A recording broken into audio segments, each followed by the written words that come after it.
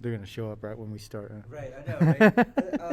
I'm curious, like any new music or like solo artists? New music? Right. Yeah, well, so my band Eyeshine, we became Where Giants Fall. So that's our new name is Where Giants Fall.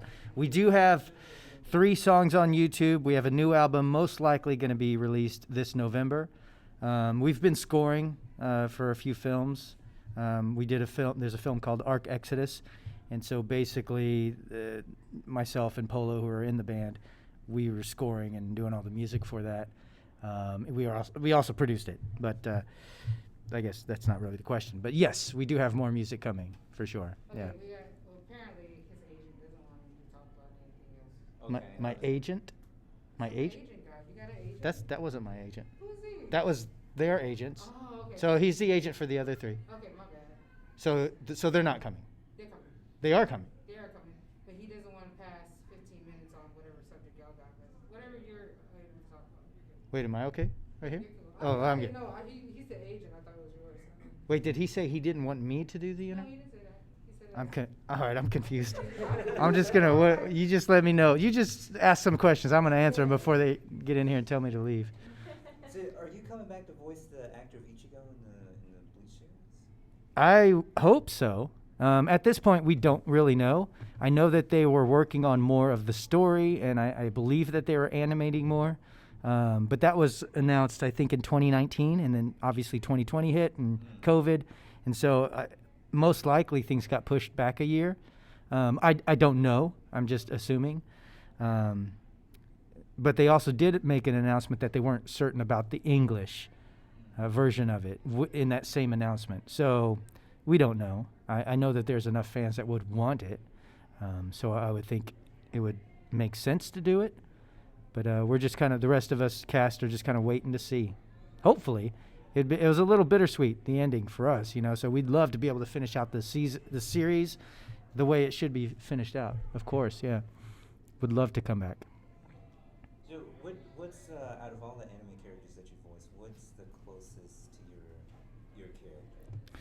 Out of the characters I've voiced, what's the closest to my character? That's hard. I don't know, because you have to relate to every single character in some way. I mean, voice-wise, maybe Ichigo's a bit closer. I could say, Nero and Devil May Cry in that series was definitely more of me.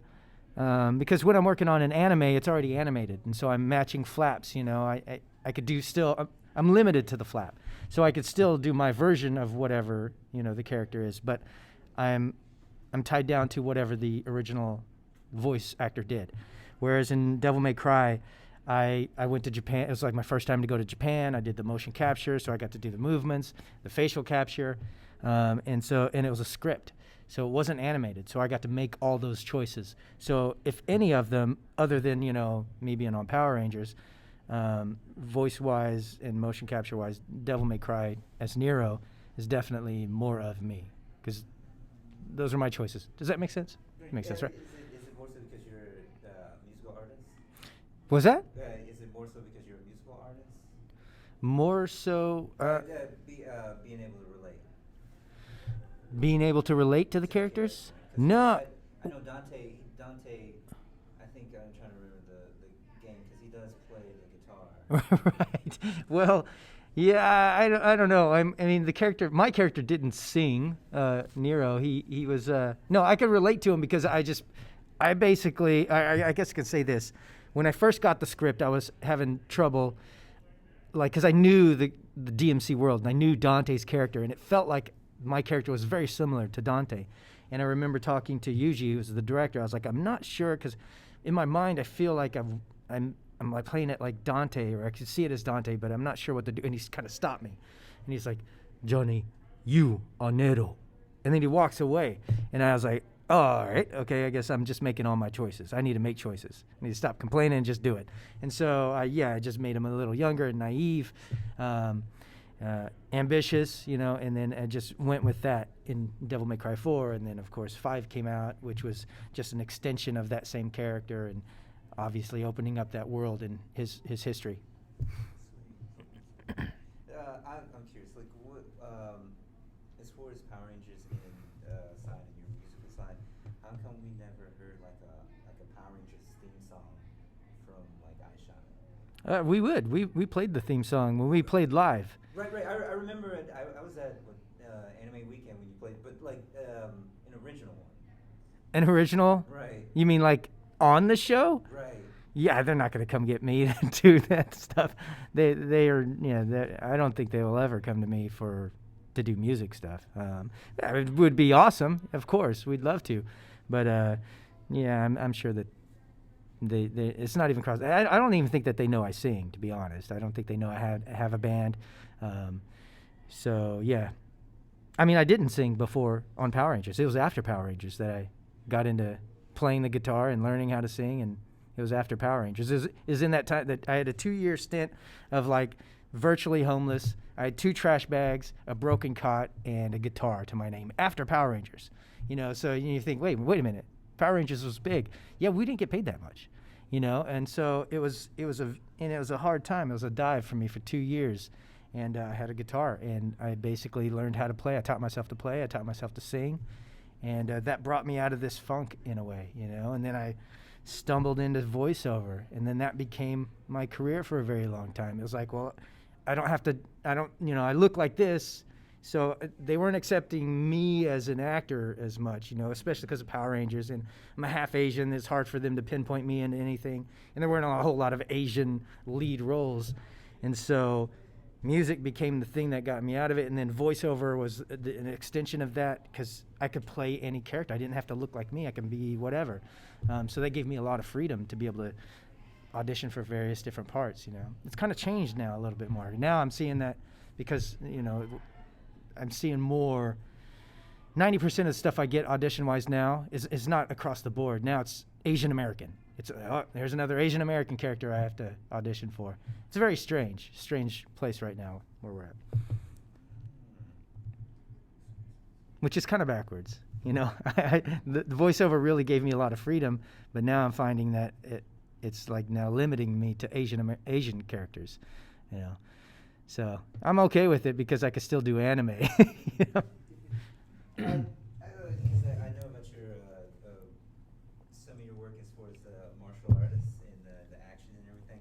Like, are there any other roles where you're gonna showcase? Martial arts? Yes. I did a film called Ark Exitus, ARKEXITUS. It's a film that oh gosh, it's a long story, but the short version is in 2019 I had prepped for a film, 10 months. It was just a straight action film, but a week before we lost half our funding and most of our resources. And so in 1 week I had to scramble and try to come up with a new story and a new script and get everybody on board to do that. And because I didn't have all my funding, I could only do a short. So I did a 40-minute sci-fi action short, completely different, called Ark Exitus. Jason Narvey, who plays Skull, he's in it as well. And my original goal was to be able to do a film that I can just give to the fans, because over 25 years, people have been supporting me in my career, from Power Rangers to voiceover and video games. And, you know, like Kickstarters and whatever else I've been a part of, they've been there to support me. And so I wanted to just my own money, pay for something, and then just say, hey, thank you. Here's something. And so if they're, you know, I want them to watch the film and enjoy it, which we're releasing in October, but there's also hidden Easter eggs in the background. You know, you'll see Ichigo was here written on the wall somewhere. You'll see a Black Ranger helmet like hidden. It's all hidden, but they'll see some things in there for sure. And so it's just a thank you, you know, for supporting me. And it's a 40-minute short, sci-fi action. And this is on. It's called Ark Exitus. So we've done some private screenings and VIP screenings, but now in October we're just gonna release it publicly and just say, here you go. I hope you enjoy it. Yeah, it's just.